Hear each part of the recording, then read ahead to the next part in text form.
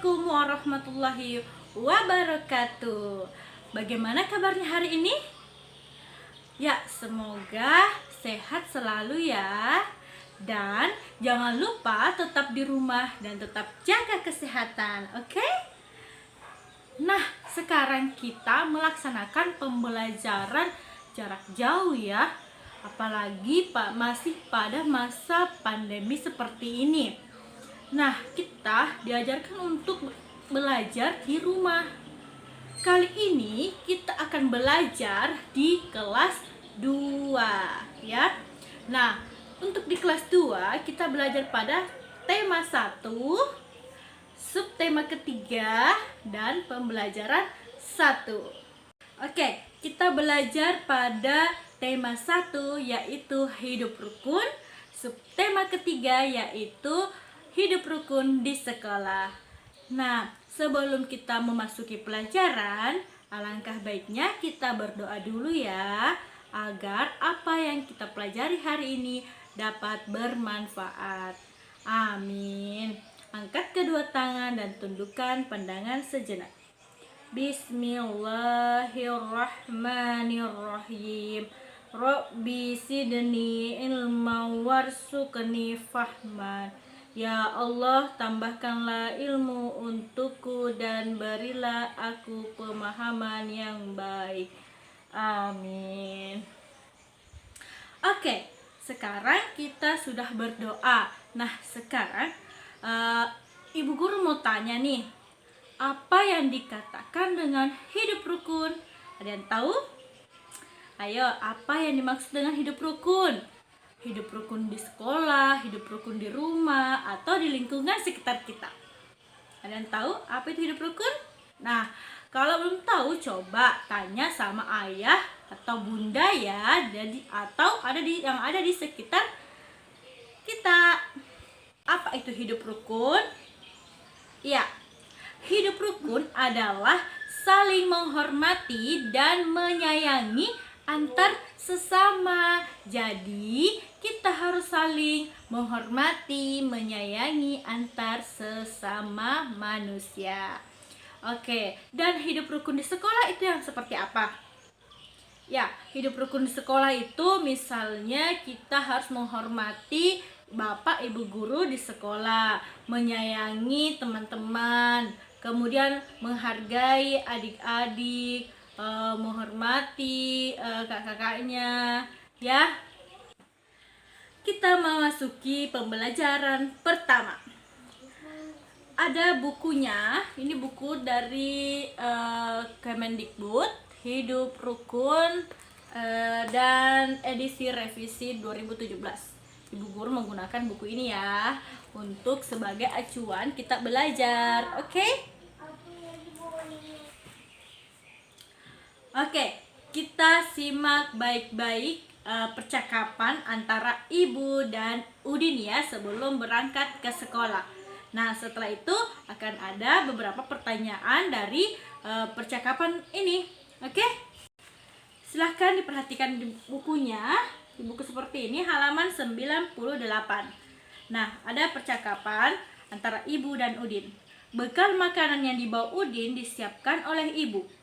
Ibu menyuruh Udin untuk berbagi dengan teman di sekolah. Nah, Ibu, bagilah bekalmu dengan teman-teman ya, Din. Udin, baik Bu, mengapa kita sebaiknya berbagi dengan teman, Bu? Ibu, berbagi menunjukkan sikap rukun. Bawalah tempat bekalmu kembali ya, Nak. Oke, itu tadi merupakan percakapan antara Udin dan Ibu. Sekarang coba sebutkan kalimat perintah dari percakapan Ibu dan Udin tadi. Ayo. Nah, ada yang tahu yang dimaksud dengan kalimat perintah? Ya, kalimat perintah itu isinya menyuruh untuk melakukan sesuatu. Ya, tadi masih ingat apa kata perintah dari Ibu? Kalimat perintah dari Ibu, ayo. Ya, kalimat perintah yang pertama yaitu bagilah bekalmu dengan teman-teman Yahdin. Ya, kemudian yang kedua, bawalah tempat bekalmu kembali ya. Nah, itu merupakan kalimat perintah. Mengapa dikatakan kalimat perintah? Karena dalam kalimat perintah itu diakhiri ya dengan tanda seru. Dan biasanya kalimat perintah itu diucapkan dengan sopan ya. Jadi kalau misalnya ada mengatakan cepatlah pulang ke rumah, berarti itu menandakan kalimat perintah dan menggunakan kata tambahan lah. Jadi cepatlah seperti itu, atau bagilah ya. Kemudian bawalah. Nah, itu merupakan tanda-tanda dari kalimat perintah. Sudah paham ya, Nat? Nah, di sekolah Udin dan teman-teman belajar menggambar. Udin, Edo, dan Siti menggambar dengan alat yang berbeda. Nah, ada Udin yang membawa buku gambar, kemudian pensil warna, kemudian penghapus.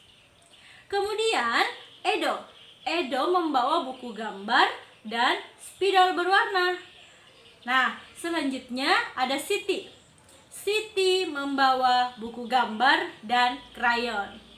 Nah, sudah paham ya? Tadi ada 3 alat yang berbeda, tapi sama-sama fungsinya ya untuk mewarnai. Nah, ada yang menggunakan pensil warna, kemudian ada yang menggunakan spidol, kemudian ada yang menggunakan krayon. Nah, kita harus mengetahui perbedaan dengan menggunakan alat yang berbeda ya. Jadi pertama Ibu Guru akan menampilkan gambar dengan menggunakan alat dengan menggunakan pensil ya. Coba perhatikan. Nah, ini dia. Jadi gambar ini menggunakan pensil warna. Jadi lihat perbedaannya ya. Kemudian yang kedua yaitu menggunakan spidol. Coba perhatikan dengan gambar yang menggunakan spidol. Ya, nampak berbeda ya. Nah, selanjutnya dengan menggunakan krayon. Coba perhatikan gambar yang menggunakan krayon. Sudah bisa dibedakan dengan menggunakan pensil warna, menggunakan spidol. Sekarang tugasnya yaitu menggambar ya dengan menggunakan alat gambar, mau pensil atau pensil warna atau krayon atau spidol, terserah anak-anakku. Kemudian silahkan menggambar dengan tema sekolah. Silahkan mau menggambar alat buku tulis boleh, tapi silahkan warnai ya. Kemudian mau menggambar anak sekolah boleh, silahkan. Atau mau menggambar sekolahnya boleh, silahkan. Jadi silahkan menggambar dengan tema sekolah, kemudian silahkan diwarnai. Terserah mau menggunakan krayon boleh, menggunakan pensil warna boleh, menggunakan spidol juga boleh. Oke, sekarang kita belajar berhitung. Nah, sekarang siswa yang ada di sekolah Udin itu cukup banyak. Nah, ayo kita jumlahkan seluruh siswa yang ada di sekolah Udin. Dengan diketahui ada siswa putra, siswa laki-laki dengan jumlah 125. Ya, dengan jumlah 125. Kemudian jumlah siswa putri yaitu 117.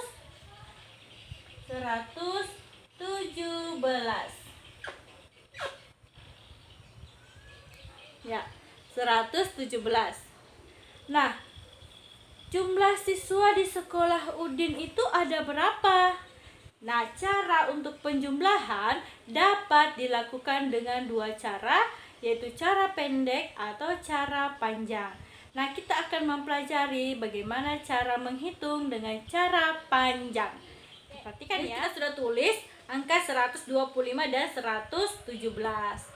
Nah, di sini cara kita harus menguraikan dulu 125, yaitu dengan menulis seperti ini. 125 berarti ada ratusan, kemudian 20 itu puluhan, kita tulis, kemudian satuan. Nah, kenapa dikatakan ratusan? Ini dua angka di belakang satu ini, kemudian satu angka, jadi dikatakan puluhan. Nah, kemudian 117, 100 ditambah 10 ditambah 7. Oke, sudah paham sampai di sini? Nah, sekarang kita beri garis panjang. Oke, setelah itu kita jumlahkan dari atas ke bawah. Nih, silahkan diperhatikan, dari angka 5 dijumlahkan dengan angka 7 berapa? Ya, ada 12. Kemudian dijumlahkan, dikasih turun jumlahnya. Kemudian puluhan tambah puluhan berapa? 20 tambah 10, 30. Nah, kemudian ratusan tambah ratusan, 100 tambah 100 berarti 200. Oke, udah selesai? Nah, belum selesai ya. Nah, ini ada angka 12. Maka dari itu, ini kan kita pisahkan lagi antara puluhan dan satuan. Oke, kita pisahkan. Jadi 200 ditambah 30 ditambah 10 dari sini, kemudian tambah 2. Ya. Selanjutnya, nah, kita menghitung dulu, kan ada dua puluhan yang sama, jadi sama-sama puluhan. Jadi kita jumlahkan dulu ini. 30 tambah 10. Jadi kita tulis kembali 200 ditambah berapa? 30 ditambah 10, 40. Kemudian turun satuannya, ya. Setelah itu barulah kita jumlahkan semua. Berapa? Sama dengan ini ya. Nih. Jadi 242. Nah, ini cara panjangnya. Jadi jumlah siswa yang ada di sekolah Udin yaitu 242. Ya. Oke, jadi yang kedua yaitu menggunakan cara pendek. Kita perhatikan. Jadi kita tulis kembali jumlah siswa putra dari sekolah Udin yaitu 125 dan jumlah putri yaitu 117. Nah, cara pendeknya itu kita garis bawahi saja di bawahnya. Oke. Jangan lupa tanda simbol tambah. Kemudian cara menghitungnya yaitu dari atas ke bawah juga. Sama, 5 tambah 7 berapa? 12. Ingat, jumlahnya satuan. Jumlahkan satuan dulu. Dari kita cara menjumlah itu dari satuan dulu. Nah, cara jumlahnya jadi ingat 12. Jadi 12, angka 2-nya itu disimpan di bawah di sini. Di bawah, kemudian angka puluhannya ini disimpan di atas ini. Atas 2 ya, di depannya puluhan. Nah, simpan di sini. Jadi, kemudian kita hitung lagi nih. 1, jadi ingat tetap diambil ini. 1 tambah 2, 3. 3 tambah 1, 4. Jadi 4. Nah, kemudian ini lagi, ratusannya lagi. 1 ditambah 1 berapa? Oke, 2. Jadi jumlahnya 242. Oke, jadi sudah paham ya dengan menggunakan cara panjang dan cara pendek dalam penjumlahan. Nah, sekarang Ibu Guru akan memberikan lagi contoh soal dengan menggunakan cara panjang ataupun cara pendek. Kita perhatikan ada 267 ditambah dengan 129. Nah, sekarang Coba kita jumlahkan dengan kita jumlahkan dulu satuannya. Nih, 7 dan 9. Jadi 7 ditambah 9 yaitu 16. Ingat tadi ketika menuliskan 16 ya, hasilnya 16, maka satuannya tetap di bawah, kemudian puluhannya simpan di atas puluhan juga ya. Jadi ingat 16 hasilnya 7 tambah 9 kan 16. Kemudian 16 angka 6-nya ditulis di bawah satuan. Kemudian angka puluhannya disimpan di atas puluhan. Seperti ini.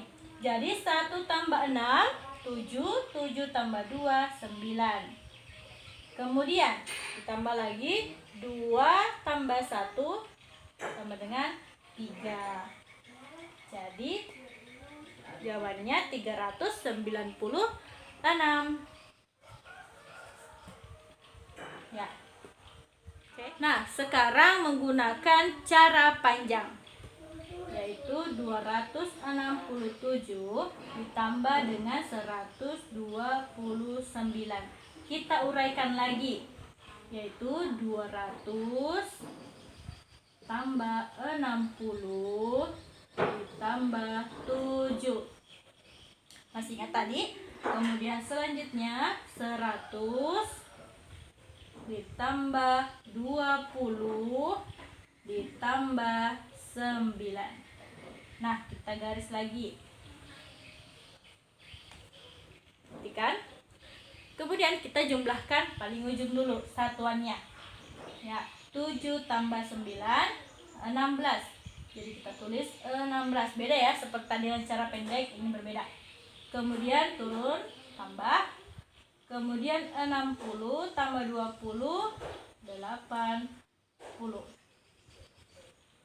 80, kemudian 200 tambah 100 300. Nah, karena ada 16 jadi kita uraikan lagi. Uraikan menjadi puluhan dan satuan. 300 kita tulis kembali dulu 80 dan 10 ditambah 6. Kita uraikan lagi nih ya, angka 16. Oke. Kemudian kita jumlahkan dulu antara puluhan dengan puluhan. Nah, jadi ada 2 puluhan. Jadi kita jumlahkan dulu ini. 80 ditambah 10 yaitu 90 ditambah 6. Nah, jumlahnya 396. Sama ya jawabannya tadi dengan menggunakan cara pendek. Oke, cukup sekian untuk pembelajaran kita hari ini. Semoga apa yang Ibu Guru katakan, sampaikan, semoga bermanfaat. Dan apabila ada kata atau tingkah laku yang kurang berkenan, mohon dimaafkan. Jadi, selamat belajar dan tetap jaga kesehatan. Assalamualaikum warahmatullahi wabarakatuh.